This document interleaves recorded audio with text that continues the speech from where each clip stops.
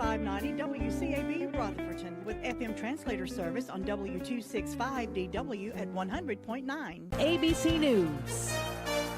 I'm Sherry Preston. A COVID vaccine approved for use in the UK. Separate teams have been working in parallel to deliver the most rigorous review of this vaccine. No corners have been cut. Dr. June Rain, who heads up the British Medicines Regulatory Department, distribution expected to begin in Britain next week. In this country, the feared winter COVID surge is upon us. Nearly 37,000 people died last month, the most since the early days of the pandemic. Nearly 100,000 people are hospitalized. Later today, the CDC will announce new COVID quarantine rules. The CDC today expected to reduce the recommended isolation time for COVID exposure from 14 down to just 7 days with a test. They will likely tell Americans they should quarantine for 10 days without taking a test if you've been in contact with someone who's COVID positive. The advisory board will likely offer those recommendations after months of experience with millions of Americans who have been in contact with someone who had the virus but did not get sick themselves. That's ABC's Andy Field. The Justice Department is looking into a possible scheme to obtain a presidential pardon for money. ABC's Faith Abubey is in Washington with a story. Newly unsealed court documents show the Justice Department is looking into allegations that lobbyists may have tried to bribe White House officials. According to the documents, the bribery conspiracy includes an offer of a substantial political contribution in exchange for a presidential pardon or reprieve of sentence. The White House is declining to comment. The Justice Department saying no government official was or is currently a subject or target of the investigation disclosed in this filing. Senate Republican leader Mitch McConnell pushing a scaled-back $500 billion bipartisan stimulus plan. We're going to send that out to all the offices and get some feedback to see how our members react to a proposal that we can say for sure would be signed into law. You're listening to ABC News. Balance of Nature's fruits and vegetables in a capsule, changing the world one life at a time. The product's super. I've heard about Balance of Nature for some time, and I just thought I'd get involved. And so when I did, I started taking it, and I saw a difference. It kind of balanced out my blood, if you will. So my doctor was pleased with that. He said, "What are you doing? What's going on?" And I just shared. I said, "Well, I'm taking this extra thing called Balance of Nature." And he said, "That's good. That's good." So I admonish all people that have some type of health issue, try it. It really helped my numbers, and I know the product works. Right now, Balance of Nature is offering free shipping and 35% off on any new preferred order. Call 1-800-2468-751 or go to balanceofnature.com and use discount code FRUITS. Arizona Senator-elect Mark Kelly will be sworn in on Capitol Hill later this afternoon. He gets to be sworn in now since he won a special election to fill the rest of the late John McCain's term. The captain of a dive boat that caught fire and sank last year off the California coast, killing 34 people, has now been indicted on 34 counts of manslaughter. One of the top election officials in Georgia is blasting some of his fellow Republicans for the attacks, claiming his state's election was rigged. Gabriel Sterling says the rhetoric is leading to threats and is actually putting lives in danger. The president called the Brad Raffensperger, who was a fine, upstanding, lifelong Republican, an enemy of the people. That helped open the floodgates to this kind of crap. And along with President Trump, Sterling also pointed a finger straight at the two Republicans running for Senate in Georgia. Mr. President, you have not condemned these actions or this language. Senators, you have not condemned this language or these actions. This has to stop. We need you to step up, and if you're going to take a position of leadership, show some. Senator David Perdue's campaign says he condemns violence of any kind. President Trump, in a tweet, responded by saying, quote, "expose the massive voter fraud in Georgia." And the holiday shipping wars are heating up. At the end of this week, Walmart will drop the minimum purchase requirement for Walmart Plus members to get free shipping on purchases. This is ABC News. Greg Kelly Reports is breaking records on Newsmax TV. President Trump was recently on, and millions tune into Newsmax every night. Greg asks the tough questions you want. Watch Greg Kelly at 7 p.m. Eastern or the rebroadcast. Newsmax is on all major cable systems and free on Roku, Zumo, YouTube, Pluto, and TVs like Samsung and LG. If your cable company doesn't carry Newsmax, call them and say you can switch if they don't carry it. Watch Newsmax today. Sherry Preston, ABC News. You know, folks are saying once you've used a Massey Ferguson, you won't ever want another tractor. They're tough, versatile, and dependable. And now with the change of season special at NC Tractor and Farm Supply, you'll be wise to get your special deal. Our tractors have been running in families for generations. Ask about the Phil Sheehan Fall Special going on right now. NC Tractor, 299 Railroad Avenue, Rutherfordton. Call 288-0395. The weather stays quiet for the next couple of days, but we do have another system headed our way Friday, and that one looks to bring us some rain. Plenty of sunshine out there today, certainly a cold start out there, and it remains cool all day with high temperatures in the upper 40s to lower 50s. Clear skies tonight, another cold night tonight with temperatures in the middle to upper 20s, and then sunny and milder on Thursday with highs in the upper 50s to near 60. I'm meteorologist Amy Wilmoth in the Weather Center. It's a wonderful Wednesday morning, and we're starting out our temperature reading at 25, going up to 54 with sunny skies and light wind today. Not near as breezy as it has been. Tonight dropping back to 28. Tomorrow's mostly sunny. Now look toward the weekend, Saturday and looks like Friday and Saturday is going to be a little bit wet with a 50% chance of rain Friday night, 40% on Saturday, and the winds not going to be as bad as they've been, sort of light wind over the whole. But then on Sunday through the rest of the week, as far as we can see right now, mostly sunny skies and highs around 50 to 55 degrees. Again, right now, it's cold out there. Baby, it's cold outside. 25 degrees currently here at WCAB. Now I have these death announcements this morning. Von Baxter Tink Hamrick Jr., age 85 of Winston-Salem, died Friday, November 27th at Wake Forest Baptist Medical Center. Arrangements are being handled by Paget and King for Von Baxter Tink Hamrick Jr. Alan John Hollifield, 60 of Ellenboro, died Saturday at Mission Hospital, McDowell, Marion. A celebration of life service will be held at a later date by the family. And Paget and King Mortuary is serving the family of Alan John Hollifield of Ellenboro. Betty Lee Gross Good, age 90 of Mooresboro, passed away Sunday, November 29th at Adrium Health Cleveland Hospital in Shelby. The family will receive friends today from 1 until 2 at Cliffside Baptist Church. A celebration of life will be held at 2 o'clock at Cliffside Baptist Church. Burial will be at Trinity Baptist Church Cemetery in Mooresboro. Eggers Funeral Home of Cliffside, serving the family of Betty Lee Gross Good. Grover C. White, age 67 of Cowpens, South Carolina, passed away Friday at Spartanburg Regional Medical Center. A graveside service will be conducted at 2 o'clock today at Rutherford County Memorial Cemetery. Military honors will be rendered by the Rutherford County Honor Guard. Friends may pay their respects from 8 a.m. until 12 noon today at the funeral home. Harrelson Funeral and Cremation Services entrusted with those arrangements for Grover C. White.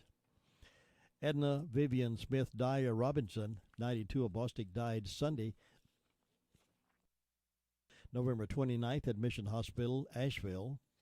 Funeral services will be held 3 p.m. today in the Paget and King Chapel. Burial will follow in Mount Lebanon Baptist Church Cemetery. The family will receive friends today from 1 until 2:45 at the mortuary. The wearing of masks and social distancing is requested during the receiving of friends and funeral service. The Paget and King Mortuary and Crematory, serving the family of Edna Vivian Smith Dyer Robinson. Mrs. Joyce Suttle Brandel, 78 of Golden Valley, died Sunday. Those arrangements still incomplete and will be announced by Washburn and Dorsey Funeral and Cremation Service. Again, that's Mrs. Joyce Suttle Brandel. Betty Jean Gattenbean, age 91 of Rutherfordton, died Wednesday at Spartanburg Regional Medical Center. There's still no arrangements pending. Those arrangements are pending. We have no details just yet, and they'll be announced by Paget and King Mortuary and Crematory at a later date for Betty Jean Gattenbean of Rutherfordton. Those are the death announcements we have in-house this morning. Complete information on these and others can be heard this morning at 11:35. As they become available to us, they can be heard at 11:35 and then again at 5:10 as part of the afternoon report. Most information for the foothills is right here at 100.9 FM, 590 AM, WCAB in Rutherfordton.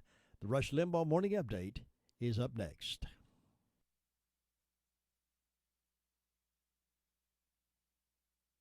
The Centers for Disease Control and Prevention report that last month alone, there were 235 cases of salmonella linked to families who raise chickens in their backyards. So far this year, there have been over 1,000 cases reported in 49 states. And in Ohio, something's happening there. They've reported the most cases, 73. Now, as I'm sure you know, contracting salmonella is not a walk in the park. Within 12 to 72 hours, people come down with stomach cramps, fever, diarrhea, and it can usually last 4 to 7 days. It's not fun. So the CDC has a stern warning. Those of you who raise chickens in your backyards, pay extra special attention because this could save you a lot of heartache and stomach aches. The CDC says that you people should not kiss your chickens. That's right. Stop kissing the chickens. Stop kissing the chicks. And to those of you who like to fondle your chickens, cuddle with your chickens, all that touchy-feely activity you may do with your chicken, wash your hands after you're through touching your chickens. In other words, don't play chicken with your chickens. Protect yourself. And for the rest of you who don't kiss chicks or chickens, if you're ever tempted, maybe now you'll know better not to try it. Who does this in the first place? I never heard of this.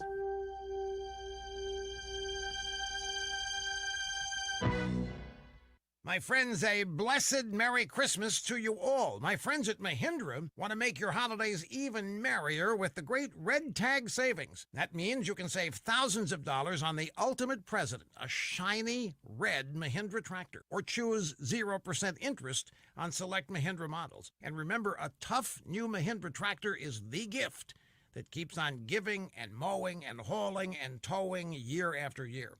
So treat yourself to the official tractor of tough and use the Red Tag savings to spoil your kids or grandkids this Christmas. For purchases of select models now through December 31st, 2020.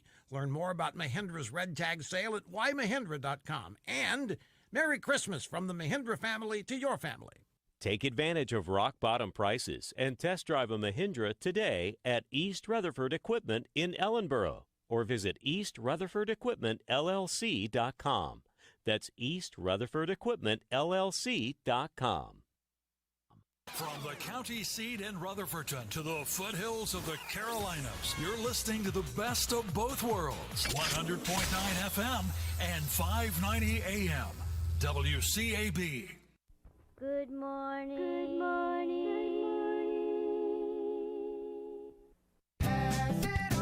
What can I possibly do to make this stressful time a little better? Here's one thing I found. It's a small thing, a simple thing, a remarkable thing. Smile. You can share a smile from more than 6 feet apart. You can share it socially with the whole world. In fact, right now, I'm smiling at you. And I hope you're smiling back, because smiling is in you. From PassItOn.com. Your car's best friend can be RS Speedy Lube Service Center. That's because RS Speedy Lube Service Center and Car Wash can keep your car or truck running clean with a regular oil change. They check the fluids and vacuum out the car and have you on your way in no time. Go next door for a radiator or transmission flush, brakes, exhaust, CV joints, and service for big trucks and campers also available. Pull next door to the RS Speedy Automatic Car Wash and make your car happy with a clean, all under and all over car wash. It's all at RS Service Center and Car Wash on Railroad Avenue in Rutherfordton.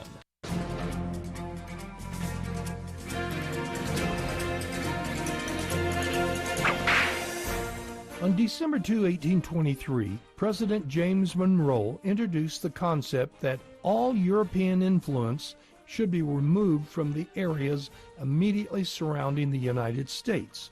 So the United States started peacefully acquiring territories owned by European countries. This policy came to be known as the Monroe Doctrine. On December 2, 1845, 22 years later, during his first speech before Congress, President Polk reasserted the Monroe Doctrine. But President Polk went one step beyond by stating his willingness to use force in removing European influence. President Polk felt that the expansion of the United States was its manifest destiny. President Polk wanted the United States to annex Texas, acquire California, and gain control of the Oregon Territory. Standing in the way of doing these were just the countries of Mexico, Great Britain, and France. Fortunately, Great Britain peacefully surrendered its claim on the Oregon Territory. With the annexation of the Republic of Texas into the United States, Mexico declared war. President Polk was afraid that Great Britain and France would come in on the side of Mexico, but that never happened. In 1846, with the defeat of Mexico, the vision of President Polk's speech of December 2, 1845 was realized. The United States now controlled the areas that one day would become the Pacific Northwest, Texas, California, Arizona, New Mexico, Nevada, and Utah. You've just heard another story from Chronicle of the Old West. I'm Dakota Livesay. Now it's 7:16 on this Hump Day Wednesday morning. Let's head to the phones to find out what's been going on around the neighborhood in the past 24 hours. We stop first with the Sheriff's Department, and Deputy Mitchell is on the phone right now to give us an update. Good morning. How are you doing? Doing good, sir. How about yourself? Doing great, thanks. Tell us what's been going on. All right. In the past 24 hours, the Sheriff's officers responded to 176 calls, processed 14 arrests, and currently have 156 in the jail.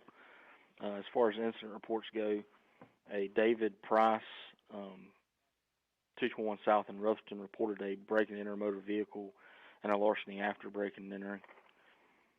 Judy Coffey of Chatham Avenue in Rutherford reported a felony larceny. And Patricia Flynn of Robertson Creek Church Road reported an identity theft and extortion. That's all we have for incident reports. As far as arrest reports go, we have a Preston Grant of Prentice Street in Shelby was arrested for larceny of a motor vehicle and larceny of a canine. Richard Dysert of Old Henrietta Road in Forest City was arrested for violation of a court order. Robert Ashley of Cox Road in Rutherford was arrested for communicating threats.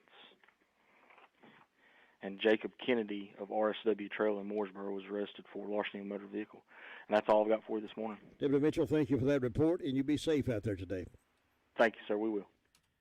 An additional report from the Sheriff's Department in News 13. One person was killed Tuesday afternoon in a shooting involving a Rutherford County deputy.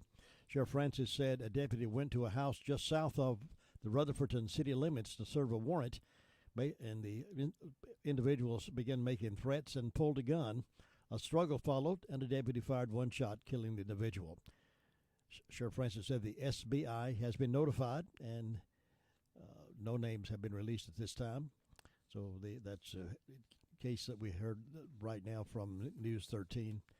A deputy went to serve to a domestic situation in south of Rutherfordton to serve a warrant and started making arrests. The person pulled a gun, making threats, pulled a gun. A struggle followed, and a deputy fired one shot, killing the individual. And the SBI is in, as per usual, and to investigate further. Here's Lindsay now from 911 Communications reporting this morning. Good morning, Lindsay. Good morning. What's on your report? In the past 24 hours, Rutherford County Sheriff's Office 911 Communications has processed 494 911 calls and administrative calls, which consisted of 38 EMS, 24 rescue. Under law enforcement, 176 Sheriff's Office, 58 Forest City, 1 Lake Lure, 26 Rutherfordton, 47 Spindale. Under fire calls, Bills Creek and Lake Lure had motor vehicle accidents. Forest City had an industrial fire alarm, and SDO had a motor vehicle accident and power line fire. And that is all. Thanks, Lindsay. You have a great day. Thank you. Bye. Bye-bye. The body found in Rutherford County, believed to be the murdered man, has been missing now for several days. According to the Rutherford County Sheriff's Office, a body was found Tuesday in the Bills Creek area around 551, which is believed to be Darrell Price. Price had been missing since November 20th. Deputies previously responded to the Econo Lodge in Forest City about 3 o'clock a.m. on December 21st for a report of a woman who had been assaulted. Once at the hospital, the woman said that Darrell Jamichael Price had been shot at the home in Ellenboro and her vehicle had been stolen. Investigators later charged Delario Good and LaKayla and Dickey in connection with Price's disappearance.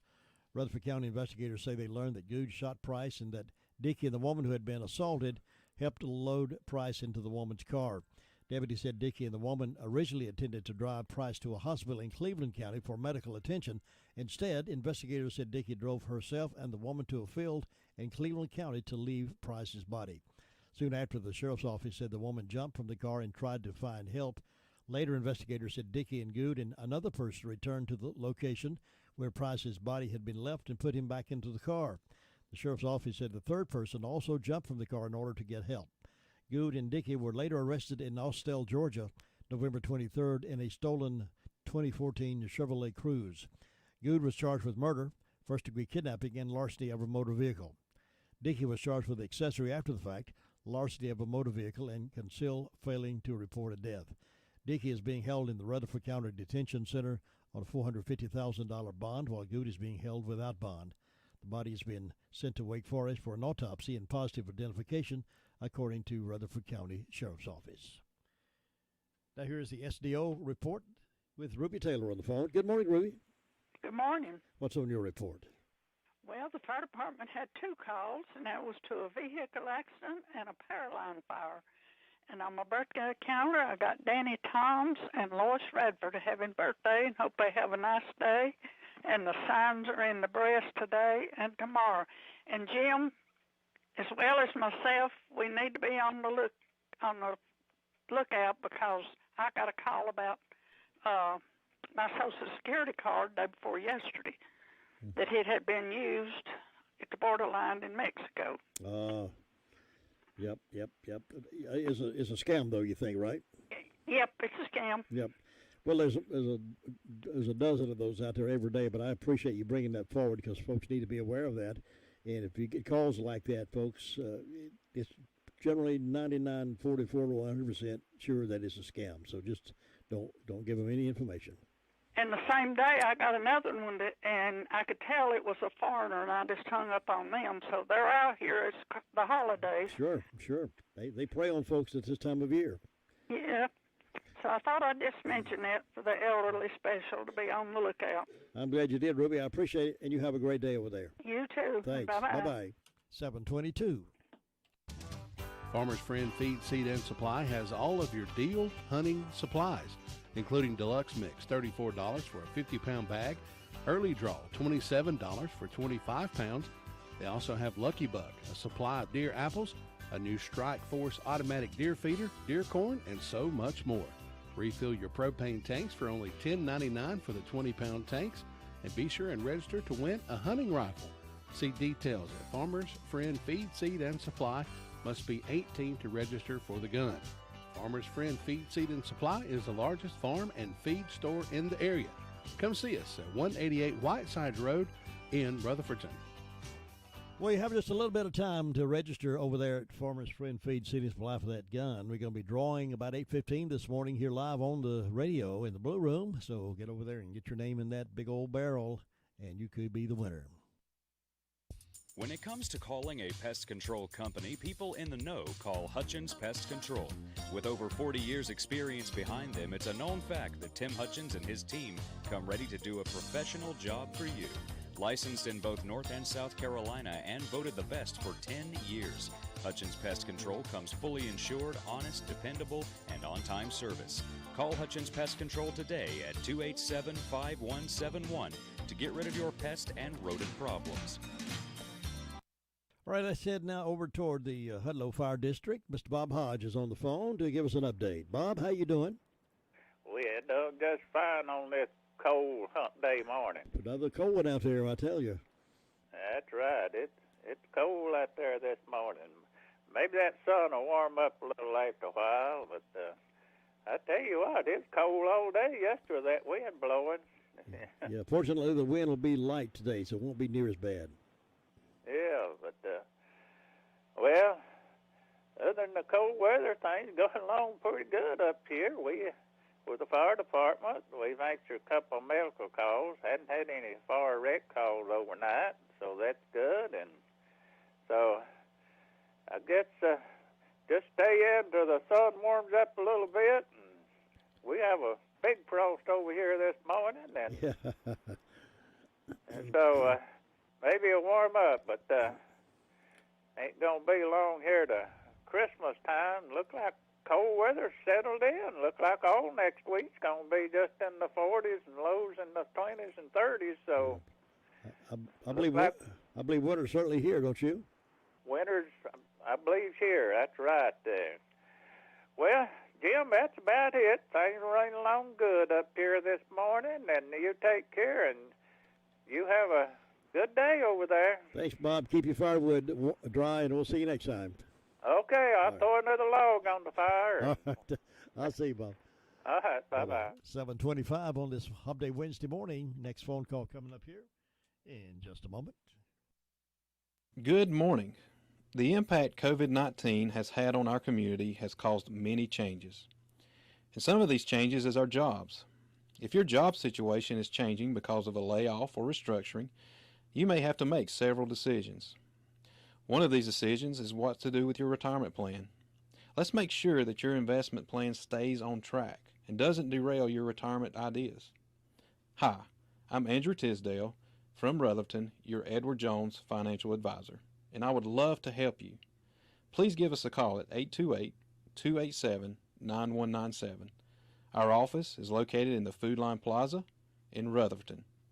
Edward Jones, making sense of investing and member of the SIPC. Bye.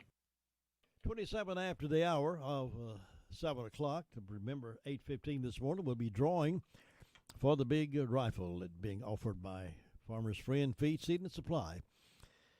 Right now we're going over to the Cherry Mountain Fire District, and Sue Price is on the phone. Good morning. Good morning, Jim. Is it frosty over there? It's getting cold morning over here. Yeah. That was a beautiful moon out there this morning, though. Oh, yeah, that's full moon again.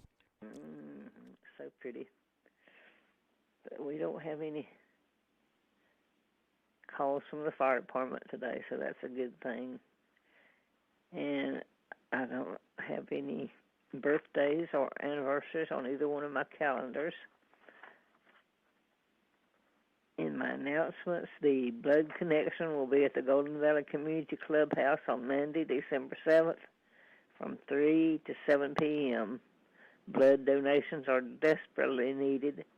If you feel well on the 7th and are not under quarantine, you may be able to donate even if you have had COVID-19. And you can call 828-447-2969 for more information or to schedule an appointment. And so far, that's the only announcement I have. It's just a quiet time over here, quiet and cold, but we're looking for a good day anyway, and I hope you'll have one, Jim. Thanks, Sue. I appreciate the information, and you have a great day. Stay warm over there. All right. See you next time. Bye-bye. Okay. It can be a tough call when it comes time to provide a daycare service for an aging parent or a loved one. You can always depend on Rutherford Life Services for a safe facility that offers medical monitoring, nutritional meals, fun activities, and is a loving environment. Rutherford Life is licensed by the State of North Carolina Division of Aging. They will be glad to answer any questions you may have. Call them at 288-1697. Rutherford Life Services offers a trained staff of professionals who you can entrust your loved one to. Rutherford Life Services is located at 230 Fairground Road in Spindale. All right, let's head on up to Shingle Hollow, one of my favorite places in the county, and talk with Tina, who has all the news for us from that part of our geography. Good morning, Tina. Good morning. I don't know if I have all the news, since I don't have much at all this morning. I have one birthday, Miss Brenda Hammond, and as far as I know, the fire department didn't have any calls. So it's just cold and beautiful up here. Got any little frost out there? Oh, yes. Yep, we got a good frost, heavy. Nothing else going on as far as I know. All right, good. Well, keep it quiet up there and report to us when you can, and we'll be back in touch with you tomorrow. Okay, you have a great day, everybody. Stay warm, Tina. I'll see you next time. Bye-bye. That's Tina reporting quietly out of Shingle Hollow this morning. No fires up there, no wrecks, and that's always a good thing. It's 7:30. You can bet when Santa is checking his list and checking it twice, he's going to be doing a lot of his shopping for good ladies and gents at the Recliner Center. Sofas, love seats, rocker recliners, lift chairs. If you or someone you love is having trouble standing, try out the lift chairs. And everything in the store is 10% off. The new hours at the Recliner Center are Tuesday through Friday, 9 to 4, Saturdays, 9 to 2, and Angela will see you by appointment by calling her at 395-3562. And the Recliner Center, again, is giving away a new recliner. All you have to do is send us a card at WCAB, Post Office Box 511, Rutherford, North Carolina, 28139, or just bring it to us here at 191 Whiteside Road in Rutherford. And we'll have the drawing again Christmas Eve, and someone will win a recliner from the Recliner Center. The Recliner Center is located on Cooper's Gap Road in Rutherford, and Merry Christmas from the Recliner Center.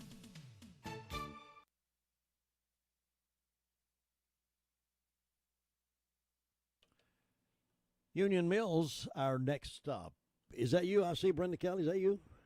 Yes, it is. Can you see me through all this frost up here? It looks kind of white, like it's it is. almost It looks like it's snow to me. But that's all right. It's another beautiful day in the neighborhood. Well, we can expect Frosty the Snowman to pop his head up any time now. That's exactly right. Whew, it's cold. I've got 18 degrees on the front porch. It's cold. That's cold. But it's going to be a sunny day, isn't it? It is, indeed. The wind's going to be a lot less than it was yesterday, too, so that'll make it feel a lot better. Yeah. Light wind today. My son and granddaughter, he come and got me yesterday, and I went down to visit my sister in Gastonia. And we went Christmas shopping. I'm telling you what's true. I left here with just a blouse and a fuzzy-like vest. It zips up and had pockets in it. That wind just went right through me. I should have wore a coat, but I don't like coats, so I didn't wear one. But that wind blowed like crazy, I'm telling you. It was awful.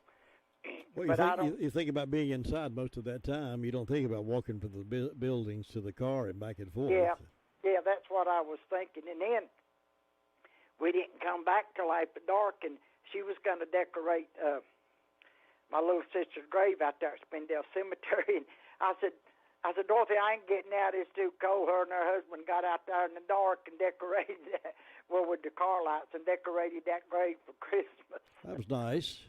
Yeah. I've got a flower I got to take out there, but I'll do mine in daylight when it's a little bit warmer. I hear you. But I don't know of anything going on. I've not had any calls for any announcements or anything, but that was awful that our deputy had to shoot somebody, wasn't it? Well, it is. It's could have been reversed, but I'm glad. Yeah, it could have. Yeah. But I'm that just breaks my heart when something like that happens. Well, I know it. People just don't take life seriously, I'm afraid. No, and they got so much anger in them, hadn't they? So much anger, yeah, anger at everything. Yeah, everything. You're right. It's just, ooh. Life's too short to go around angry. I know it. It is. We're supposed to. Don't worry, be happy. There you go. That's what we're supposed to do, ain't it? If you're happy and you know it, clap your hands. Say amen. But I don't know of anything going on, so I guess you can go check on Luther and see if he's thawed out this morning. Well, keep a fire on the log up there. Fire up there. I will. I'll put 2 or 3 on it. I'll see you tomorrow. Okay, have a good one. Bye. Farm Bureau Insurance doesn't hire celebrities to push auto coverage. We think people might like to make decisions based on service and savings, not just because that guy from that show says it's a good idea. Instead of faces you know from your TV, we offer faces you know from your neighborhood, because we're headquartered in North Carolina with local agents right in your town. That's really the only thing we want to be famous for. North Carolina Farm Bureau Insurance, helping you is what we do best. In Rutherford County, please call 287-2428. North Carolina Farm Bureau Mutual Insurance Company, Farm Bureau Insurance of North Carolina, Inc., Southern Farm Bureau Life Insurance Company, Jackson, Mississippi, an independent licensee of the Blue Cross and Blue Shield Association. Nobody gets a better deal than the customers of Sisk Family Ford. They have a proven record as the #1 Ford dealer in customer satisfaction in the Southeast. They continue to strive hard to keep that honor. Come on in and see for yourself. Take a look at the all-new design 2021 F-150 or reserve an all-new 2021 Bronco coming in the spring. Don't miss out on the automobile you've been wanting at the Sisk Family Ford Price. Take your pick while the picking is good on Oak Street in Forest City. WCAB. And we go next to Ellenboro, North Carolina, US of A. Luther Gilligan, good morning. Good morning, you two. Nice morning there. Sun coming up. It's gonna get warm. It'll probably get up 45 before day's over. Oh yeah, that'll be good. That'll be good. Yeah, well, be very what we got right now.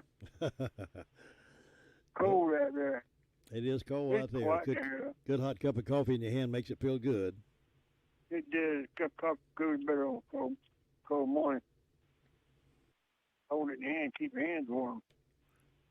You put them in your pocket, keep them warm. There you go. But one time we were walking out looking for a water leak. I had my hands in my pocket. I slipped on the snow. Oh, man. Fell face down in that snow. I took my hands out of my pocket. There's nothing going on there. Everything's quiet this morning. No fire and every fire department had a quiet day. It will be 2 days in a row now I had nothing. Good. Got on a roll now. Hope it lasts, makes 3 or 4 days. Don't need any problem. But nothing else going on. I always have birthday today. Miss Haley Horn Curtis, she's having birthday today. So hope Haley has a good day and enjoys her day. And Jim, you have a great day up there. We'll talk to you tomorrow. Thanks, Luther. Look forward to it. I'll see you then. All right, take care now. Bye. That's the Ellenboro reporter, Luther Gilligan, reporting in. It's time for birthdays and anniversaries for this second day of December, December the 2nd. So if you were born or were married on December the 2nd, call us and we'll celebrate with you. Give you a big shout out. Call 287-3356, 287-3356, and let's celebrate birthdays and anniversaries. Do want to give a big salute for all the folks in the fire departments and rescue units. We call around the county various locations to find out what's been happening. Many times they've been out all night. Many times they get out in the middle of a cold night and go out to fight a fire or rescue somebody. It's always good to hear when they've slept all night long. So we do want to salute all of our firemen and all of our rescue folks and first responders that go out on cold nights or anytime during the daytime. Thank you, guys and gals. We appreciate what you're doing. And to police officers, we say thank you because we know you have to go out in the cold of the night many times and throughout the day as well. Take your life in their hands. So thank you for being willing to do that. Got up this morning and there was an ambulance. As I was starting to leave the ambulance going up the road, sirens blasting, going toward the hospital, I guess. So I don't know what happened at that point, but everybody that's in that business of rescuing and safety and taking care of folks, we salute you. We're taking birthdays and anniversaries at 287-3356. Thinking about the departure of a loved one through death is a subject we don't like to talk about. However, pre-planning or prepaying for a funeral is a consideration and responsible thing to do. With so many options available today, it's important to speak with someone you can trust and someone who can help you find a balance between the emotional, spiritual, and financial needs of your loved ones. Crow's Mortuary and Crematory is recognized as one of the best family-run funeral homes. It's a family tradition, and they know how to care for your family. Any questions you might have, they will be happy to answer. Call Crow's Mortuary and Cremation Services at 286-2304. Henson Building Materials is returning to our regular days and hours to better serve the fast-growing building needs of the Forest City area. Our hours will be 7:30 a.m. to 5 p.m. Monday through Friday and Saturday from 8 a.m. to 12 noon. We'll still be taking safety measures, cleaning, wearing masks, and social distancing, all while our friendly and knowledgeable staff will be taking your orders on a variety of building, remodeling, and DIY projects. With the combined experience of over 50 years, Jamie Earls, Terry Dunaway, and Randy Harrell in our 10,000 square foot showroom will get you in and out, loaded and back to your project, all with the flexibility in ordering. And while you're at it, visit our Homeworks by Henson showroom with our 2 designers for all of your kitchen and bath cabinet and countertop design needs. Time to get out, get busy, and visit Henson Building Materials. Building starts here. McCurry Deck Motors has been providing an impressive selection of automobiles for over 50 years.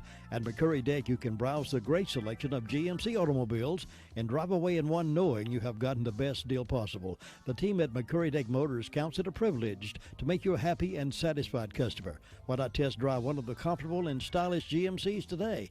At GMC, we are professional grade. At McCurry Deck Motors, we're the home of GMC, Chevy, and Buick. 1740 U.S. Highway 74A, Forest City. That's really something to crow about. It's the Daylight Donuts from Granny B's in Spindale. Get yours today while they're fresh. They're good. They're delicious. It's Daylight Donuts. It's something to crow about. Happy birthday. Happy birthday wishes going out to Brenda Hammond, the owner of Spindale Florist. We will say happy birthday to Brenda. Keep up the good work over there, Brenda. Also celebrating is Gail Martin. Happy birthday to Gail as well on the second day of December. Coming up, we take you down the road to classic oldies after we hear from the Keys to Confident Living. We'll talk about some other things. And remember, 8:15 this morning, we're scheduled to have the drawing for the rifle given away by George over here at Spindale, over here across the road at Farmer's Friends Feed, Seed, and Supply. And we'll have that here in just a few moments. So if you have not registered yet, you've got about 20 minutes to do that. So get in over there, okay? All that's straight ahead.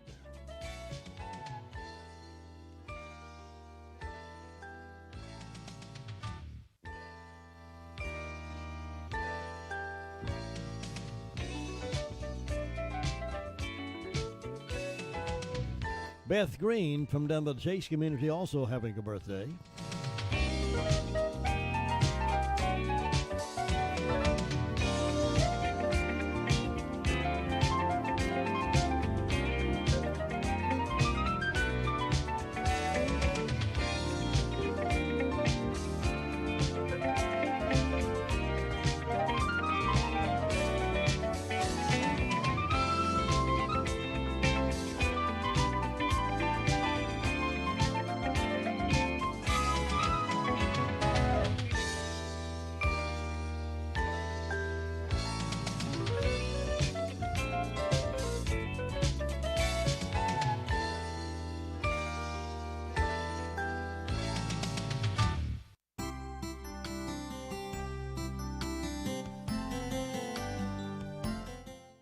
A few years ago, a gunman walked into Wedgewood Baptist Church in Fort Worth, Texas, during a youth rally and opened fire. Among those killed was a 14-year-old young lady named Cassie Griffin. Collecting frog figurines, frog trinkets, and frog jewelry was a hobby for Cassie. However, according to her parents, her hobby was more than just a collection of stuff. It represented a philosophy of life. The word frog to Cassie meant fully relying on God. The day she died, that philosophy was more true than she could have ever known. Sometimes the stuff of life gets so heavy that we too must make some choices.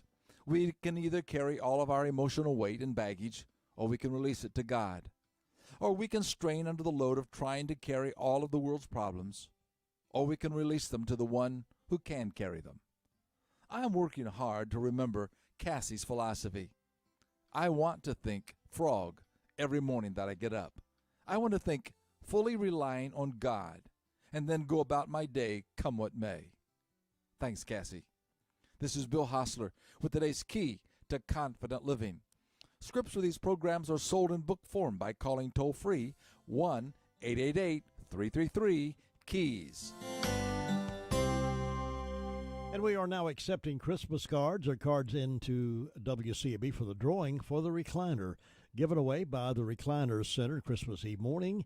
If you want to get your name in the drawing, send us a card, and you can request your favorite Christmas song if you like, and we'll do our best to get that request played. And we'll put them all together on Christmas morning. We'll have the Recliner Center folks over here. We'll have a drawing, and somebody will win another great, beautiful recliner from the Recliner Center. We've been doing that now for a number of years. It's always part of Christmas, and it makes Christmas more enjoyable when you're part of that. So get your card into us. Send it to WCAB, Post Office Box 511. That's Post Office Box 511, Rutherfordton, 28139. and put your name in there and phone number. Make sure your name and phone number is in there. So when we draw your name, we'll be able to call you and get in touch with you.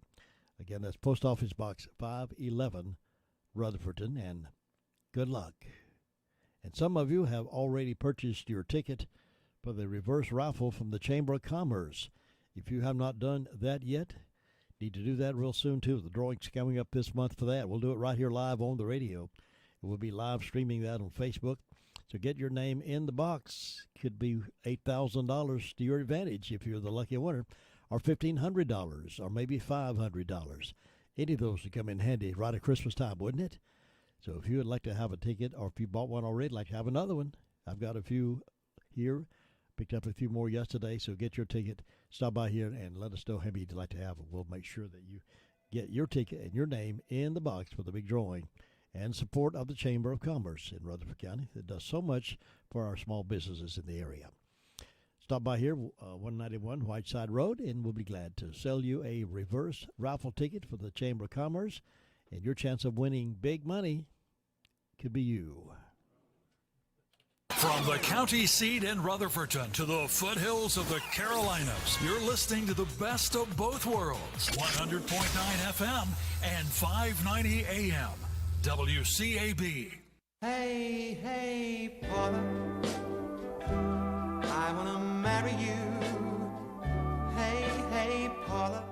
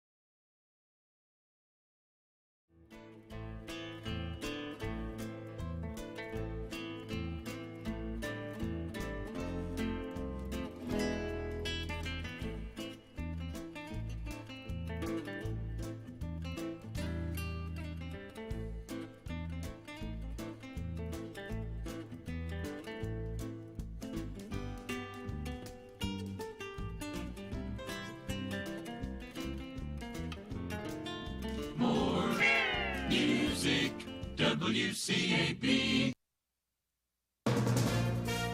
From ABC News, I'm Sherry Preston. Pfizer's coronavirus vaccine gets the green light in Britain, which means the first round of people will begin getting shots in just a few days.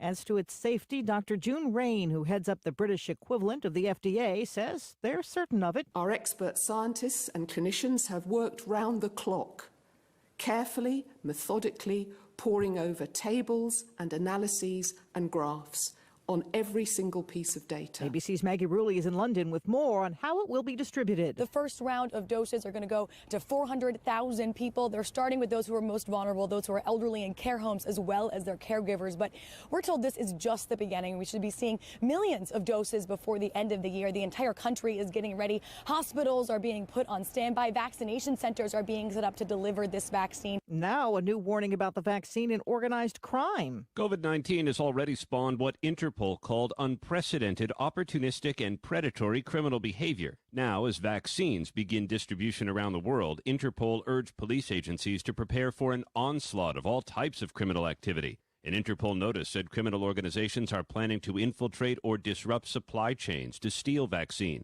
They sell and administer fake vaccine or create chaos online through fake websites and false cures. Aaron Katursky, ABC News, New York. Nearly 37,000 people died of COVID in the U.S. last month, the most since the early days of the pandemic. Health officials afraid the coming weeks will be even worse following the Thanksgiving holiday. The Justice Department is investigating a scheme to lobby White House officials for a pardon. That, according to a court document unsealed on Tuesday. Most of the information in the 18-page court order is redacted, but the DOJ says no government officials are under investigation. A scaled-down pandemic stimulus plan being debated in Washington. Republicans hoping to get it passed in the lame duck session. This is ABC News. Here's a great thing to consider doing right now before the end of the year. Call MediShare and find out just how much you would save by switching to MediShare, the affordable alternative to health insurance. When you call, you'll get some good news and probably be very happily surprised, too. The typical family saves $500 a month, but you might save even more. It's so worth it to at least find out. And you'll see why more than 400,000 people are already members. MediShare is a Christian community that's shared more than $4 billion in each other's healthcare costs. It really is remarkable, and they're very easy to talk to. And here's the thing. If you join before the end of the year, they'll waive your new member fee. That's another $170 you'll save. I'll give you the number here in a second. The call, and you'll get a price within 2 minutes. And again, the deadline is December 31st, so call now. You'll save even more. Call 877-26-BIBLE. That's 877-26-BIBLE. 877-26-BIBLE.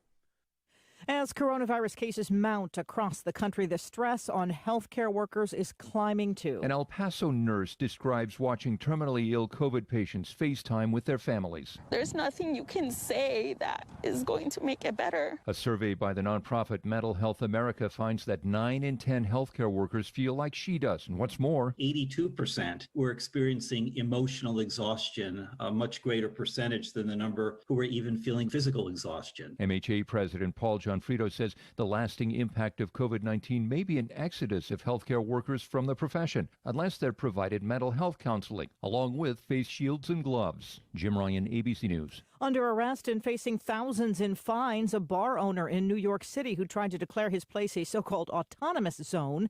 Danny Presti, trying to push back against coronavirus restrictions, says that will doom his bar, Max Public House. He is also getting some support from the local neighborhood. This is disgusting. This is selective enforcement. This is unconstitutional. Others, however, say the decision to keep the bar fully open is reckless and puts their health at risk.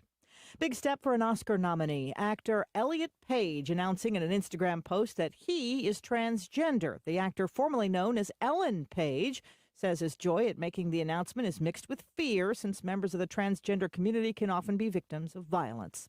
This is ABC News. Balance of Nature's fruits and vegetables in a capsule, changing the world one life at a time. This stuff is fabulous. Your commercials don't even do it justice. The energy, everything, it's just amazing. People say to me, your skin looks so nice lately. Thank you. You know, it's Balance of Nature. It's amazing. Right now, Balance of Nature is offering free shipping and 35% off on any new preferred order. Go to balanceofnature.com today and use discount code FRUITS. Sherry Preston, ABC News. A cold start out there today. It remains chilly throughout the afternoon as well, and then it's another cold night tonight.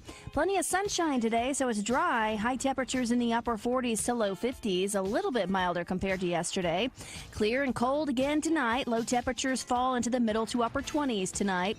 We'll have plenty of sunshine again on Thursday, and it's milder with highs in the upper 50s to near 60.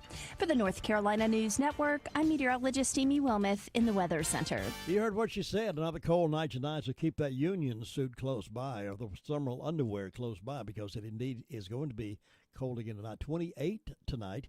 Right now we're at 26, warming up to 54 for a daytime high with light wind. If that wind were breezing like it was yesterday, it really would be cold, but that light wind will help it a lot. Now looking toward the weekend, on Saturday, partly cloudy with some scattered showers, about 40% chance of that happening. Highs around 55 on Saturday, light wind. And then on Sunday, mostly sunny, highs around 55. Monday, mostly sunny, highs around 51. And Tuesday, mostly sunny with highs around 54. Night times are cold. Daytimes are kind of nice. Like today, for instance, we're warming up to 54. Currently, it is 26 degrees, according to Peter, the meter reader. 6 minutes after 8 o'clock, news from here and there coming up. And we're scheduled to have the drawing for the gun from Farmer's Friend Feed, Seeding Supply, coming up this hour, so stand by for that. Dreams are what the holidays are all about. And nothing says dreams like holiday scratch-offs from the North Carolina Education Lottery. It's a gift that could be so many things. Holiday scratch-offs with over $45 million in total prizes. There's a lot of dreams to give this holiday season. Must be 18 to play. Approximate overall odds of winning range from 1 in 2.98 to 4.77. Problem Gambling Helpline 877-718-5543. Make mobile merry this holiday season with special deals from Bark Mobile. Put something special under the tree with up to 4 LG Stylo 6 smartphones for free when you switch. We have our sleigh stocked with many other free smartphone options too, and we can make the holidays even easier with our 90-day payment option. Celebrate the season with big savings from Bark. It's mobile made merry. Certain restrictions apply. See store for details or visit mybarkmobile.com/terms and conditions. At Smith Drugs of Forest City, we have a number of vaccines, including the Quad-Vac flu immunization at no cost with most insurance plans. If you have any concerns about the flu vaccination, please call our pharmacy and ask to speak to one of our pharmacists. We also have the Tdap, pneumococcal, and shingles vaccinations available. With COVID-19 continuing, we have masks, mask lanyards, hand sanitizers, disinfectant spray, and gloves while supplies last. Seating in our fountain is still limited to 65 patrons on a first-come, first-served basis. We are continuing to offer curbside pickup for the fountain and prescription pickup. Please utilize our drive-through prescription window at the back of the store. And remember that our back entrance is still closed to the public at this time. Please check our Facebook page for any updates on over-the-counter and gift shop items. Our home medical equipment department is ready to help you with any of your CPAP needs, mobility, bathroom safety, lift chairs, and any diabetic needs to include meters, test strips, and shoes. Please call us with any questions you may have about any of our services or message us on our Facebook page. We are located at 139 East Main Street in downtown Forest City, and our phone number is 828-245-4591. Your opportunity to brighten things up this year is here. The 2020 Rutherford County Chamber of Commerce reverse raffle tickets are now available. Only 500 tickets will be sold, and you could win $8,000, $1,500, or $500. 3 winners, and tickets are now available at the Chamber of Commerce office, Main Street, Rutherfordton, right here at WCAB. Our Chamber Board members have them. Due to the uncertainty of the COVID virus, the drawing this year will be held December the 18th, live on WCAB 100.9 FM, 590 AM at 8:15, and it will be live streamed. Be a part of supporting the Chamber with your purchase of a reverse raffle ticket. Tickets are $50, and chances of winning $8,000 or $1,500 or $500 are phenomenal. Have some fun, buy a ticket, and listen for the winning number December the 18th at 8:15. You know what? It could be you. The Grace of God Rescue Mission in Forest City is inviting all who need a hot meal to stop by Christmas Eve at 11 o'clock. This free meal is a ministry outreach from Terry Hageman and his team at Grace of God Rescue Mission. If you know someone who is down on their luck this year and otherwise will not have a hot meal for Christmas, invite them to the Mission on West Main Street, Forest City at 11 o'clock Christmas Eve. Also, the team will be giving out Christmas gifts, hats, scarves, toboggans, gloves, and fruit baskets. For just $5, you can help provide one of these dinners or one of the thousands that will be provided next year. Your gifts can be a real blessing to someone who needs a hot meal. Please mail your gift to Grace of God Rescue Mission, P.O. Box 212, Forest City 28043. Please mail the most generous gift you can today. You can be a bright spot for those who may have stumbled in the darkness. And from the volunteers at Grace of God Rescue Mission, thank you and Merry Christmas. Hello, this is Dwayne Hunt with Insurance Service Associates. Are you on disability? Or maybe you're on Medicare? Or maybe both? Come see me, Dwayne Hunt, at Insurance Service Associates about a Medicare Advantage product brought to you by Humana. Please give me a call, 245-5301 at Insurance Service Associates, 127 East Trade Street, Forest City.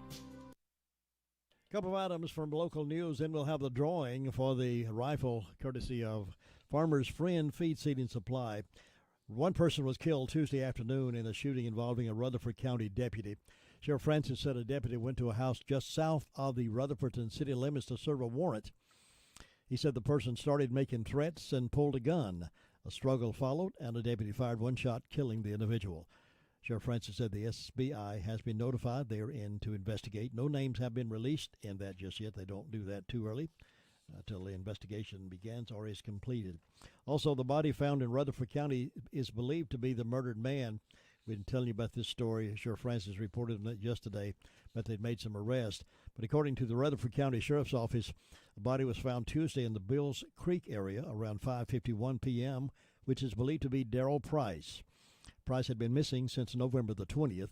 Deputies previously responded to the Econo Lodge in Forest City about 3 o'clock a.m. on November 21st for a report of a woman who had been assaulted. Once at the hospital, the woman said that Darrell Jamichael Price had been shot at the home in Ellenboro and her vehicle had been stolen. Investigators later charged Delario Good and LaKalia N. Dickey in connection with Price's disappearance. Rutherford County investigators say they learned that Good shot Price and that Dickey and the woman who had been assaulted helped load Price into the woman's car. Deputies said Dickey and the woman originally intended to drive Price to a hospital in Cleveland County for medical attention. Instead, investigators said Dickey drove herself and the woman to a field in Cleveland County to leave Price's body. Soon after, the sheriff's office said the woman jumped from the car and tried to find help. Later, investigators said Dickey and Good and another person returned to the location where Price's body had been left and put him back into the car. The sheriff's office said the third person also jumped from the car in order to get help. Good and Dickey were later arrested in Austell, Georgia on November 23rd in a stolen 2014 Chevrolet Cruze. Good was charged with murder, first-degree kidnapping, and larceny of a motor vehicle. Dickey was charged with accessory after the fact, larceny of a motor vehicle, and concealed and failed to report a death. Dickey is being held in the Rutherford County Detention Center on $450,000 bond, while Good is being held without bond. The body is being sent to Wake Forest for an autopsy and positive identification, according to Rutherford County Sheriff's Department. That's the latest update on the missing body that had been missing now for some while. That is the complete story. They'll have further details on that as the investigation continues. Well, we've been telling you about this being a big day here in the foothills. One of the big days, of course, is George, over Farmer's Friend Feed, Seed, and Supplies, getting a day older. Today's his birthday. He's not here with us this morning. I don't know, because it's his birthday, he was afraid to come out publicly. I don't know what, but he sent two lovely ladies over here to do the drawing for the gifts that he's given away. You've been registering for that for a number of weeks. And we have Molly and Caitlin in the studio with us. They work over there at the Farmer's Friend, and they're here to make the drawing. And Molly, step up to the mic, if you will, and tell us about the three prizes. And I want you to tell about first place, what the gun is all about. In-store credit. Second place will be a Summit Viper tree climber, and our first place will be a Bergara 6.5 Creedmoor rifle. A lot of folks have registered too, haven't they? They have. They've been really excited. Those of you who are watching via the internet on the www.WCAB590, you can see this big white barrel is almost crammed full of names who folks have been by the register. And one of you reaching out, shake it up real good, stir it up real good. And we'll have the drawing. First of all, we're going to draw for the third prize, which will be the $50 in-store credit. And if you'll read that name out, please, over the microphone. Tell us who the third place winner is. Third place for a $50 in-store credit is Bobby Wright. Bobby Wright. Okay, we'll make sure we know what that one is. Second place is the Viper Summit Tree Climber. They're shaking it up again, stirring the names in the pot. All right, and second place is? Second place for the tree climber is Dan Gurley. Dan Gurley. All right, we got a first grand prize winner is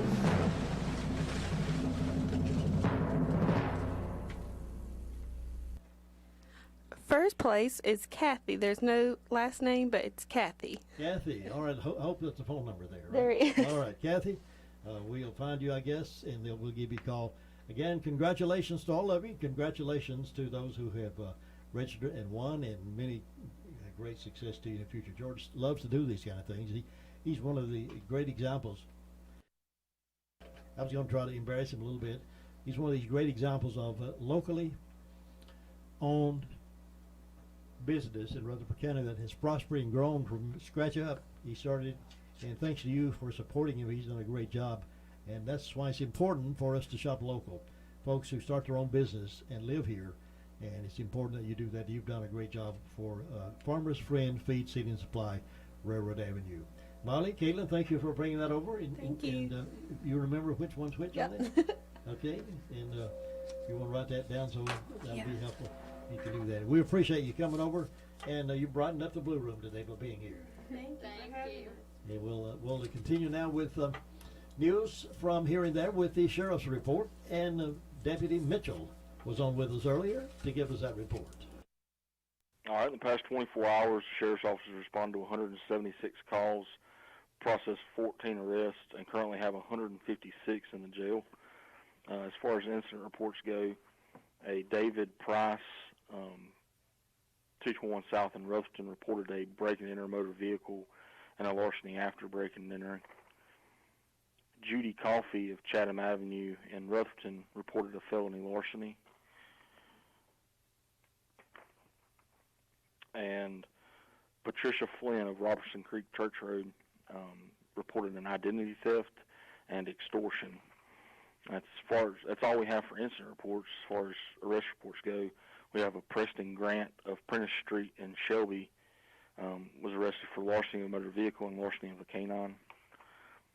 Richard Dysart of Old Henrietta Road in Forest City was arrested for violation of a court order. Robert Ashley of Cox Road in Rutherford was arrested for communicating threats. And Jacob Kennedy of RSW Trail in Mooresboro was arrested for larceny of a motor vehicle. And that's all I've got for you this morning.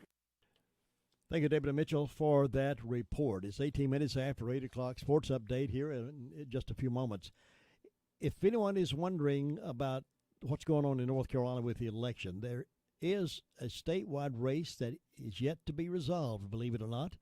And it's an important race. The race is the Chief Justice of the North Carolina Supreme Court.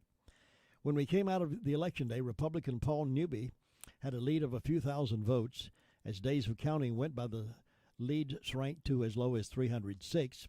Because of the tightness and importance of the race, the Newby campaign and the state GOP have asked each of the 100 counties to closely track what is going on. So in Rutherford County, we have observers cover numerous sessions of opening and counting of provisional ballots and by mail absentee ballots. Plus, they have covered the final canvass of the ballots. But the Beasley campaign, she's the incumbent Democrat in the race, requested a statewide recount. So in Rutherford County, they monitored 2 days of recount, the Thursday and Friday before Thanksgiving. The statewide recount was to have been complete by last Wednesday. At the end of the day, Wednesday, there were still 5 counties that were incomplete. Between yesterday and today, 4 of the 5 counties have completed the recount. Forsyth County is still unofficial as of last night. Forsyth is basically Winston-Salem and Kernersville, so it is a large population county. So what is the outcome of the recount? Well, Newby has steadily gained votes, in most cases just a few at a time, but his lead at the moment is 486. That is out of a vote of a total of over 5.5 million votes. So is it over? Well, not quite. The Beasley campaign also filed protests in 80 some of the 100 counties claiming votes for her were not properly counted. She claimed votes for her were not properly counted. This is the Democrat Beasley. Rutherford County was one of the counties in the protests. So yesterday, Rutherford County Board of Elections held a hearing to hear the protest. This was a legal proceeding with the full board, a court reporter, attorneys, witnesses, and so forth. Even the county attorney, Richard Williams, was there to represent the board. And, of course, the Rutherford County Republican Party had 2 observers there, along with the local attorney representing Paul Newmy. Although the Beasley campaign alleged there were many votes not counted, it boiled down to just 4. For various reasons, 3 of the 4 could not legally be counted. The attorney representing the Beasley campaign still wants them counted, and he made his case. We keep going in. The 4th one was an unusual case and should have been counted. The voter's name had an apostrophe in it. If you search for the name without the apostrophe, you do not find the vote. So the election worker decided the voter was not registered. The voter was still allowed to cast a provisional ballot, but that ballot was disallowed because the missing apostrophe still failed to find a registered voter by that name. But the apostrophe in and the voter is in fact registered. So what happens next? After the hearing, the local board deliberated the issues with the 4 protested ballots. And there'll be a notification sometime, maybe today, of the results of those deliberations. So after all the protests have been resolved, after all the hearings held, after Forsyth recount is complete, we will know who the Chief Justice of the North Carolina Supreme Court will be. And we'll soon wrap that up and close that out pretty soon. Just a few votes separated, but it looks like Paul Newby will be the winner.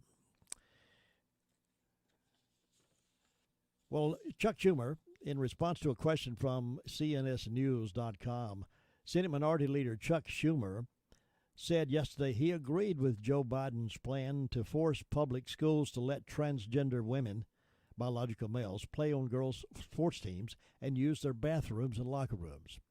Chuck Schumer, who is the Democrat leader in the Senate, said he agreed with Joe Biden that it's okay for men who want to claim they're women and play on the women's soccer team or whatever team and use the women's locker rooms, I guess take showers with them.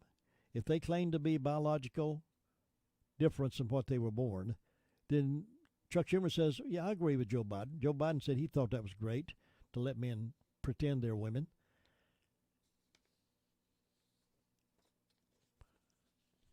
That's the kind of leadership you've got, folks. Meanwhile, Lindsey Graham, Senator Graham, when asked about Joe Biden's intent to order public schools to allow transgender students to use the bathrooms and locker rooms and sport teams of their choice, Senator Graham said that he does not think Biden has the power to force such a unilateral change and that he would like to hear from the schools. Graham also said he did not know if it was a good idea or not to allow transgender women to play on real women's sports teams and use their locker rooms. He said what? Said he did not know if it was a good idea? Come on, Lindsey Graham, you know it's not a good idea. Why would it be a good idea to let men go into women's locker room and take showers with them? Why would it be a good idea? Just because they feel like a woman today. Doesn't make any sense. Why would you think, I don't know if that's, come on, Lindsey Graham, you're smarter than that. Anyway, that's the battle we're up against, folks. It never ends. It's always a continuing battle, and will fall by the wayside if we don't take courage and stand up and be bold and courageous and fight the good fight. Sports Update is coming up next. The following Sports Update, Word of Faith Fellowship Program.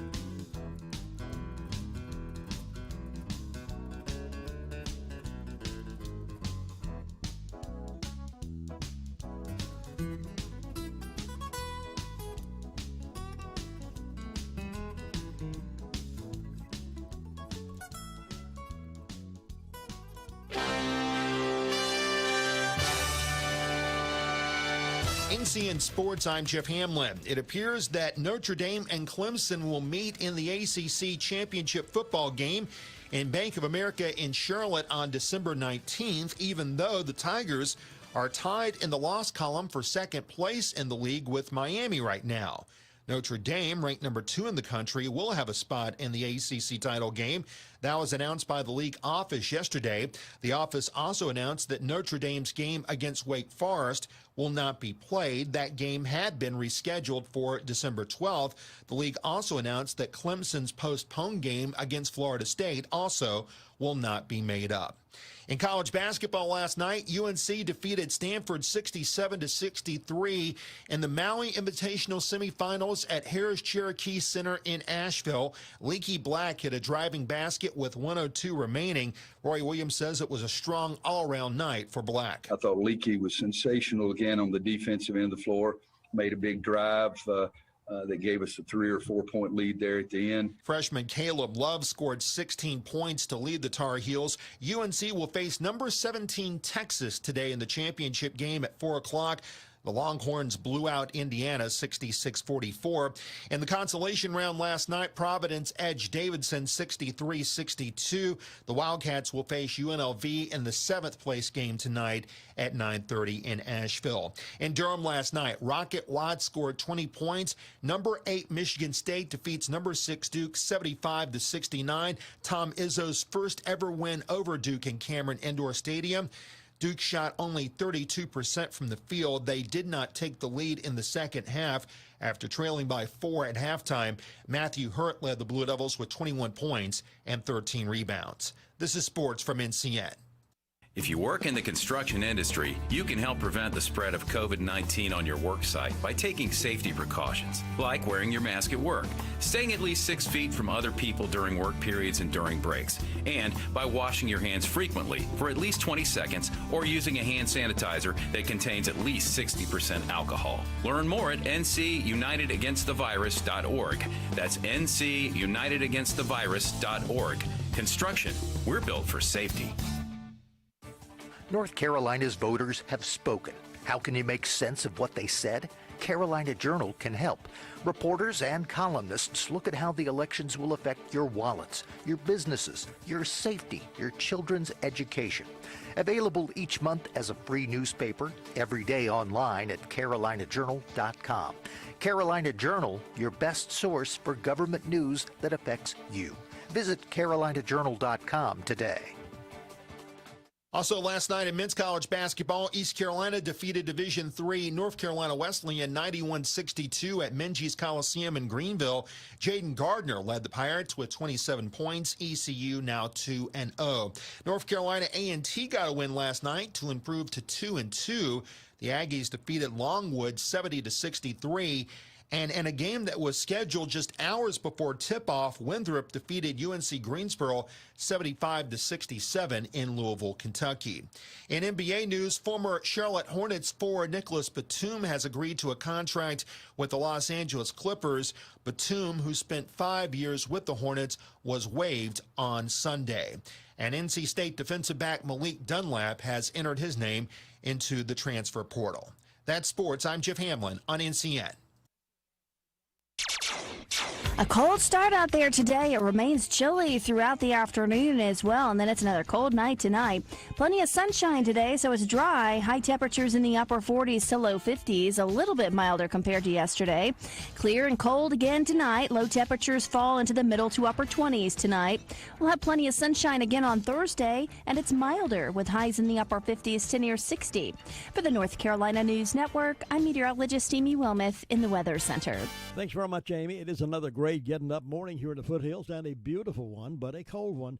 Right now we're reading 29 degrees, warming up to 54 for a daytime high and light wind. Dropping back to 28, about where we are right now for the overnight low tonight, and light wind. Another great getting up morning, and it's a beautiful day in the neighborhood. Hump Day Wednesday. It is 8:30. It is time for the Word of Faith radio program, and with the program this morning is Carol Reynolds. Good morning. Good morning and welcome to the Word of Faith Fellowship radio program. It's such an honor for us to come every day, that we're able to go on the airways 3 times a week and share with you our hearts and share with you the Word of God, because it's been the entrance of God's Word into our hearts that has changed our lives.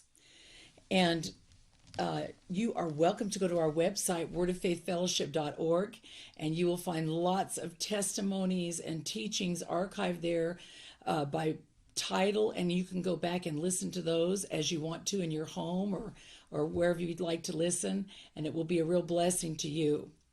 But today I want to talk to you about an event that happened in history that still sends a shock and a fear as a response from people when you even mention the word. And we're honored at the Word of Faith Fellowship to have a Holocaust museum that our children, our students, and our young people created.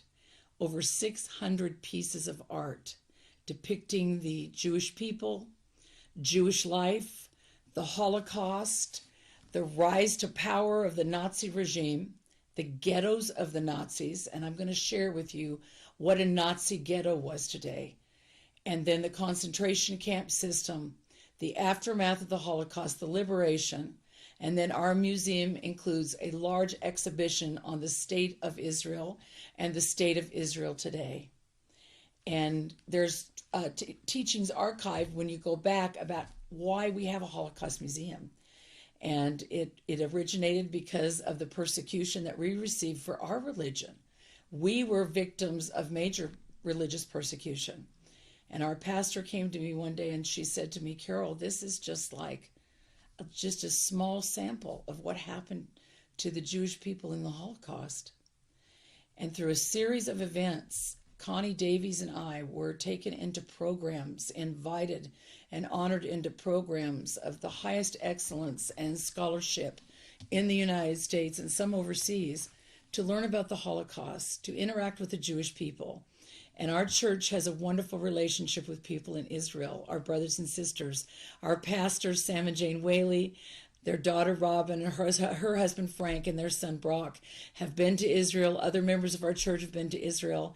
And we cherish our relationship with Israel and with the Jewish people. And the Word of God is full of scriptures about what Christians are supposed to be doing with the Jewish people. And of course, we know in Genesis that it says, if you curse God's people, if you curse Israel, God will curse you. If you bless Israel, God will bless you. And all down through history, we've seen it. But today we want to talk about the Holocaust. What was the Holocaust? You know, a lot of people don't want to talk about it because of what happened. The atrocities are unspeakable.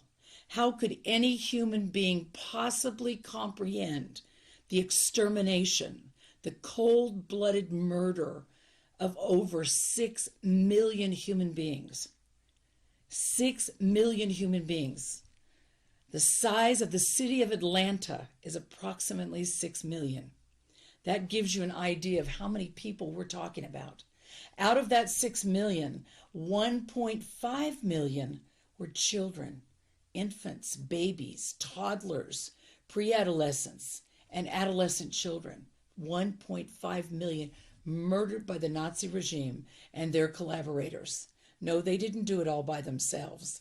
There were people that could go along with the ideology and do exactly what Adolf Hitler was doing, and the German nation participating in a mass genocide against the Jewish people.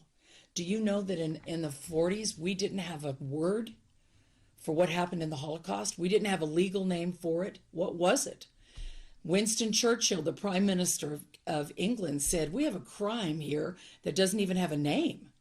There wasn't a language in the world that had a word that could describe what happened to human beings in the Nazi period, the Nazi Germany period from 1933 to 1945. Scholars and historians called it a dehumanization, that they broke down and totally destroyed a human being because they were Jewish. It was the largest act of religious persecution that the world has ever seen. I was invited to speak at a law school, and they asked me to speak on the right of privacy.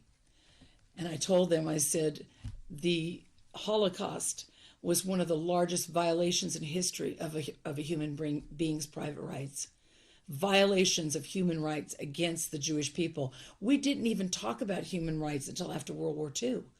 We understand human rights today: atrocities, torture, starvation, imprisonments, arrests that are false and illegal.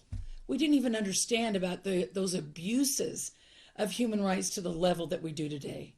You know, nations were held accountable. After World War I, the nations of the world came together and held Germany accountable for World War I.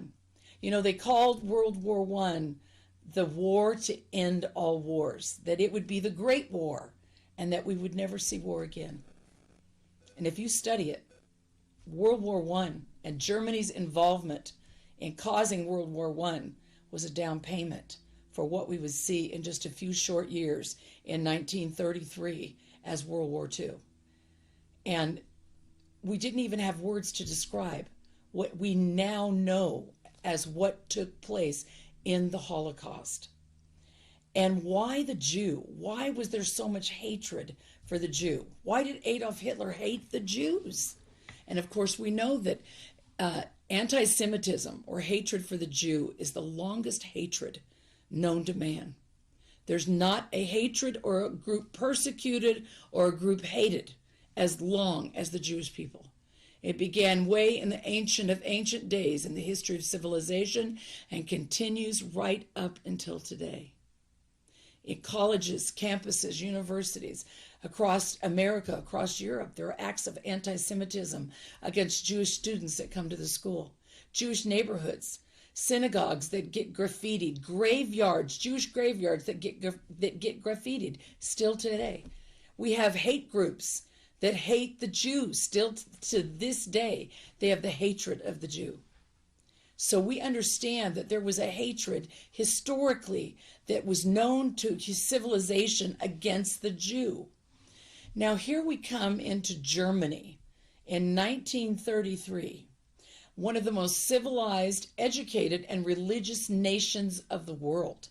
You remember in your history lessons that Germany was the home, the birthplace of the Reformation in 1517.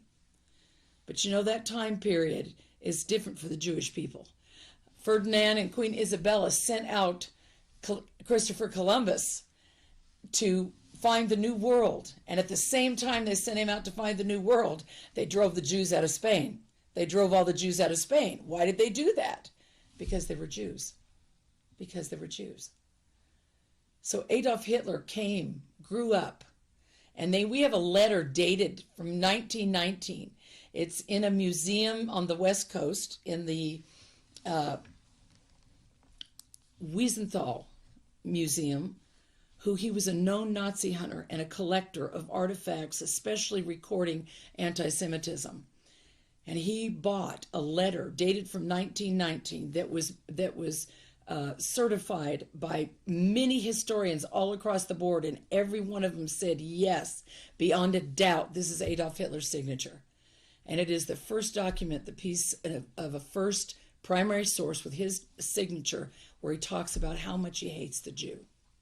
And then, of course, when you come to 1925 and 1926, Hitler authors Mein Kampf.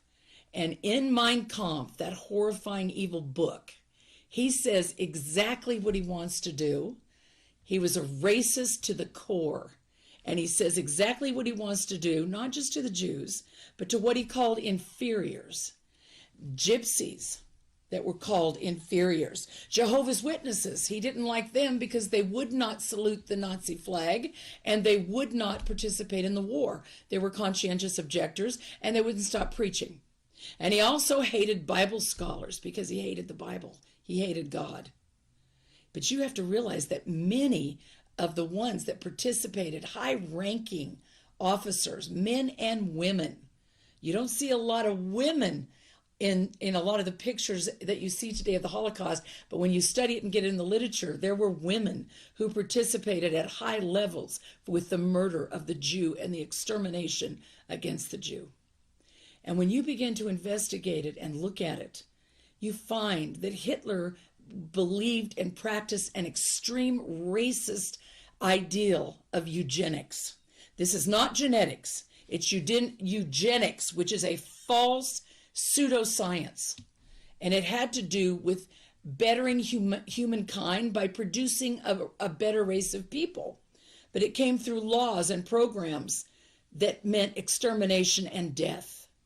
Hundreds of thousands of people, young people, were sterilized, forced sterilization under the Nazi regime. Can you believe that a government would enforce a policy of sterilization by people where it was determined in a courtroom by judges in race courts that these people need to be sterilized? They're good for work. They might be good for a slave, but we can't let them create because they'll just create more of them.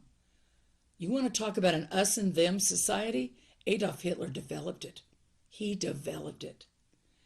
So he said not only that, he said the homosexuals. He came against homosexuals because he said they can't procreate. They're no good. They're not any good for Nazi Germany. And he exterminated many homosexuals. Many homosexuals were forced sterilized also. It's horrifying who he came after. The mentally retarded, those in nursing homes, they're useless and they eat, so we don't need them. He called them euthanasia. He called them useless eaters and began a program of euthanasia.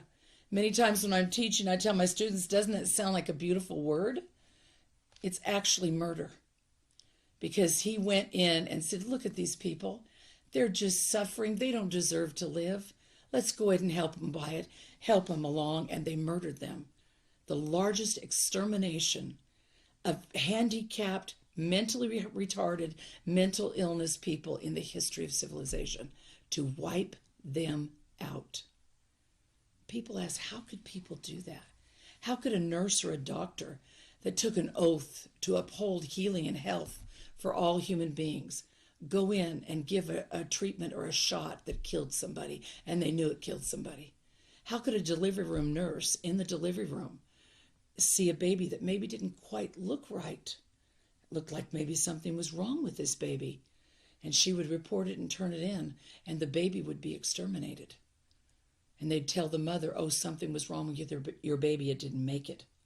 This was Hitler's plans of race, extermination, science, Darwinism mixed with eugenics equals Nazi ideology. You remember that Darwin's theories equated us to apes and had a theory of survival of the fittest, that only the strong should survive and only the strong do survive. So we need to get rid of the weak. We need to get rid of those that don't measure up to be the master race or what we think we want to become. Many students question that because Hitler has dark hair and dark eyes. Well, why he wants a master race with blonde hair and blue eyes? He literally thought that his doctors could engineer a master race genetically through eugenics. And this is why you see many of the old photographs from this time period, and they're doing all kinds of charts of eye color. There were actually experiments on human beings to try to change their eye color. And some of them went blind with the Nazi doctors that operated their so-called Nazi medicine in Nazi Germany during this period. If you want to see what doctors did without ethics, without accountability, read about the Nazi doctors during the Holocaust. You can read what took them over. They became monsters. They became butchers. And some of them before the war were the greatest experts on fertilization, on human reproduction, on all kinds of different fields of medicine. And during the Holocaust, there were no boundaries for doctors. They could do whatever they wanted to do. The whole world was shocked a few years ago. It was around 2000. And evidence came forth that there were 700 children in Austria that were murdered during the Holocaust period. And even part of their body parts would be paraded around the world in medical schools, but nobody took the time to look that the specimen they were looking at came from 1939, 1940, 1941, 1942. How did these people die? How did they get these specimens? 700 children were murdered in Vienna, in Austria during this time period. And that the primary source document is a letter that a Nazi doctor, a Nazi officer who was a doctor, wrote a letter to the Third Reich and asked for permission to use these useless children for medical experimentation. And most of those experiments were starvation experiments. And he got permission, a signed letter from the Third Reich for permission. How did this happen? Men that had PhDs in accounting, PhDs in architecture and all kinds of things, engineers, took the degrees they got and turned them for evil. What happened to them? You know, the answer is in the Word of God. In Romans chapter 1, the whole chapter, if you'll go back and read it, will tell you what happens to a human heart when they turn their back on God, and what happens to a civilization and a government when they turn their back on God and they exalt their mind above the laws of God. And they begin to exterminate human beings because they're useless eaters, because they're a Jew, because of who they are, and they don't feel like they're fit to live in their society. Something happened to them. And in Romans chapter 1, verse 21, it says here, in verse 20, it says, ever since creation of the world, God's invisible nature and attributes, his eternal power and his divinity have been made intelligible. They're clearly discernible in and through the things that have been made, his handiwork. And look what he says in 20. So men are without excuse altogether with any defense or justification, because when they knew and recognized him as God, they did not honor and glorify him as God or give him thanks, but instead, this is what they did in Nazi Germany. They became futile and godless in their thinking, with vain imaginings, foolish reasoning, and stupid speculation, and their senseless minds were darkened. Claiming to be wise, they became fools. Professing to be smart, they made simpletons of themselves. Back in the 1500s, the Jews knew about the ghettos because they were ghettoized in Italy around 1517, and the word ghetto began to be used. That word actually, in English translation, it stands for slag. Slag is what drips off molten steel or precious metals, and it's the waste that you do not want. You don't want the slag, you want the precious metal. So they began to call and say, put the Jews in the ghetto. So the actual translation, if you want to translate directly into the English language, would be put them in the trash. Put the Jews in the trash. And throughout history, many of the ghettos were on the outside of the town near trash dumps. That's where they put the Jews. So the word ghetto was not new to the Jew. But what the Jewish people did not understand was this was a Nazi ghetto. That was different than any ghetto in the history of the world, because the Nazi ghetto was for extermination. They implemented two policies. One of them was called clean violence, which was mass starvation. They knew if they were without food, they were going to die. Many people, hundreds and thousands in Nazi ghettos, Jews starved to death through mass starvation implemented by the Nazi regime. They put them in a place they couldn't get out. They couldn't get food for their families. They starved to death. The next program that the Nazis implemented was natural wastage. They knew if they put the Jews together in those kind of conditions that they would die simply because of the conditions they were in. Diseases would begin to grow in that kind. Go without water, go without bathing, go without feeding your toddler, go without feeding your grandmother and taking care of her. What do you have? They're going to die. They're going to die. But Hitler was on a timetable. One expert in Yad Vashem in Israel, that's the Jewish history of the Holocaust Museum, is the largest in the world. And the expert there, Yehuda Bauer, he said, if you take anti-Semitism out of Adolf Hitler and World War II, there would not have been a war. That's how much the extermination and the radical hatred of Adolf Hitler and anti-Semitism drove the war. And that's what was driving the those in the Nazi regime that put the Jews in ghettos and others in ghettos that starved to death.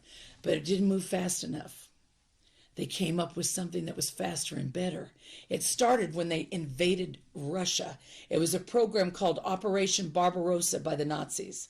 They went in, unbelievable millions invaded into Russia in 1941 and invaded into Russia in June of that year. What we learned from what we saw happen in that battle showed us the plan and plot of the Nazi regime and the evil that was dwelling in their hearts.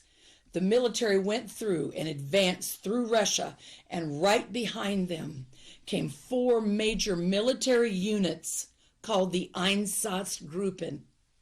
These were the mobile killing squads, and they had orders to kill anybody, any political dissident, anybody that rose up against Hitler and his ideology or the German occupation. And we see that at the beginning of the Holocaust in Germany. The first ones put in concentration camps in Germany were political dissidents. We have a lot that we talk about in America about political parties. Well, in less than 1 year, Hitler abolished all of the political parties. There was only one party that you could be a member of, and that was the Nazi Party. He did radical things that tore down democracy in Germany. Do you want to know how sophisticated it was before Hitler? The women voted in Nazi Germany before we did in America. Germany had a very sophisticated, organized democracy in government, and Adolf Hitler tore it down. And then there was a national emergency when the Reichstag burned down the second month Adolf Hitler was in power, and he declared a state of emergency. And Germany stayed in a state of emergency for 12 years. 12 years. So the first ones that this Einsatzgruppen unit that's moving through Russia and Poland and Belarus and these countries, their first orders was shoot to kill any political dissident, any Jew, male, female, any age, from infant on up to the elderly. Kill them, round them up, take all of their goods. And the Holocaust was the largest robbery in the history of the world. Many of the exterminations against the Jews were paid for by money that was stolen from them, their property, the robbery of the Jewish people. And they would go from city to city, these military officers, and some of the local militaries and some of the local police and some of the local, guards wanted to join in with the Nazi officers and round up the Jews and help them kill them. The order of the day was 1 bullet per Jew. And they lined them up, they stripped them of their clothing, and they shot them point blank, and they died in pits and mass graves. There's a priest who's done a research project. It's called, if you want to look at it, it's called Holocaust by Bullets. And this is how we know the mass graves. This is how we know by the thousands. Over 1 million people were murdered, shootings point blank and thrown into pits all throughout Russia, all throughout that region. That region right there in Russia into Poland, that area right there, because the 5 extermination camps of Adolf Hitler were located right in Germany. Those were extermination camps. If you went there to be exterminated. This area where all this murder took place is called the Bloodlands. And there's a book that talks about Stalin and Hitler and all the murder that takes place there. The Bible says that Cain, when he murdered his brother in the book of Genesis, Cain and Abel, God's first baby murdered the first human being.